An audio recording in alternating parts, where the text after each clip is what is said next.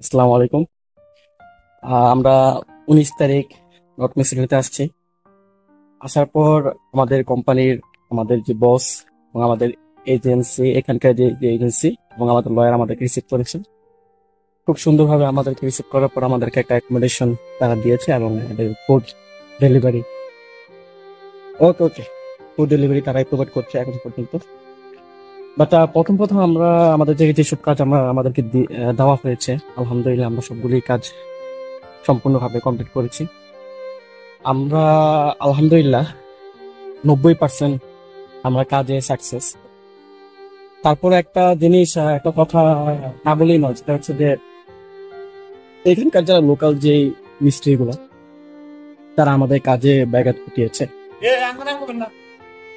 আহ, একটা একটা এলাকায় যেমন দুইটা এজেন্সি থাকলে একটা এজেন্সি যেমন আরেকটা এজেন্সি ভালো চায় না, বা একটা এজেন্সি যেমন আরেকটা এজেন্সি সফলতা চায় না, ঠিক তেমনি এখানকার যারা লোকাল টাইলস মিস্ত্রি বলেন বা তারাই বলেন না কেন, তারা আমাদের কাজকে তারা বলেছে যে এটা পারফেক্ট না।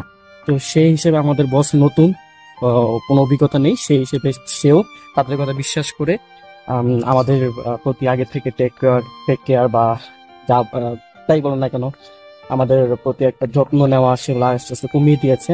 আর মূল কথা হচ্ছে যে যেটা খুবই কষ্টের একটা কথা, সেটা না বললেই নয়, ইউরোপের মতো একটা দেশে আমরা এমন একটা পরিস্থিতি পড়বো সেটা আমরা কখনো কল্পনাই করিনি। আমরা আমরা সাপ্লায়ার কোম্পানির অধীনেও আমরা করিনি। আমরা এমন একজন মালিকের আন্ডার আসছে, তার মার কোম্পানির নাম হচ্ছে ফেরি ক্যাটারিং জয়েন্ট। এটা মূলত হচ্ছে একটা রান্নার কোম্পানি, যেটা আমরা বুঝতে পেরেছি এখানে এসে। তার মার রান্নার কোম্পানি লাইসেন্সের অধীনে আমাদের 8জনকে আনা হয়েছে। মূলত আমাদের বসের কোনো কোম্পানি নেই। তো এমত অবস্থায় আমরা খুবই সমস্যার সম্মুখীন হয়েছি এবং আমরা খুবই সমস্যায় আছি। আমাদের বস আমাদের ঠিকমতো কোনো যোগাযোগ রাখে না এবং আমাদের খাবারের খুবই সমস্যা হচ্ছে। আমাদের অ্যাকোমোডেশন ঠিকভাবে না দেওয়ার কারণে আমরা ভিতরে রান্না করে খেতে পাচ্ছি না। ইভেন অনেক সময় আমাদের খাবারের পরিমাণ এতটা অল্প থাকে যে আমরা অনেক সময় রাতে না খেয়ে থাকতে হয়।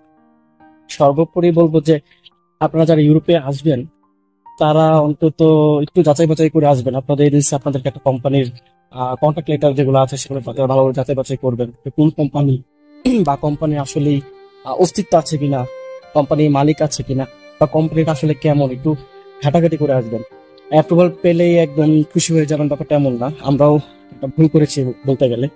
তো সর্বোপরি বলবো যে হ্যাঁ, নর্থ ওয়েস্টার্নের কাজের কাজ আছে প্রচুর, কিন্তু স্কিল লোকের খুব অভাব। কিন্তু আপনি অন্যান্য কাজ করে পুষিয়ে নিতে পারবেন, যেগুলো আমরা করেছি। আমরা এখন পর্যন্ত যে যে যে জায়গায় কাজগুলো করেছি সবাই মোটামুটি আলহামদুলিল্লাহ সন্তুষ্ট। তারপরেও আমাদের কোনো মালিকের কোম্পানি না থাকায় আমরা এখন পর্যন্ত সমস্যায় আছি। উম, এজেন্সি যে প্রতারণাটা করছে আমাদের সাথে, বাংলাদেশের বাংলাদেশ এজেন্সি। আর বাংলাদেশ এজেন্সি যেটা আমাদের সাথে প্রতারণা করেছে সেটা হচ্ছে যে তিনি কিরকম, এই দেশের ওই দেশের কন্ট্যাক্ট রেডার এটা খালি। আমার মনে হয় যে বাংলাদেশ এজেন্সি আমাদের সাথে যে প্রতারণা করেছে সেটা হচ্ছে যে উনি এই দেশের যে এজেন্সি, ওনার সাথে একটা ডিল হয়েছে। তো ঠিক আছে, আমি তোদেরকে এই কটা লোক দিব, মাথা পিছু এত টাকা টাকা করে দিব।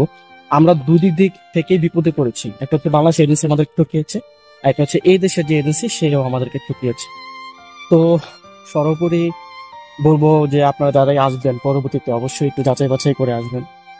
আর কোম্পানির ব্যাপারে, কোম্পানির মালিকানা, মালিকের ব্যাপারে সবকিছু যাচাই বাছাই করে আসবেন, তাহলে আমাদের মতো বিপদের সম্মুখীন হতে হবে। তো পরবর্তী আসবেন তাদের জন্য দোয়া ও শুভকামনা রইল। তাই ভালো থাকবেন, সুস্থ থাকবেন। আসসালামু আলাইকুম।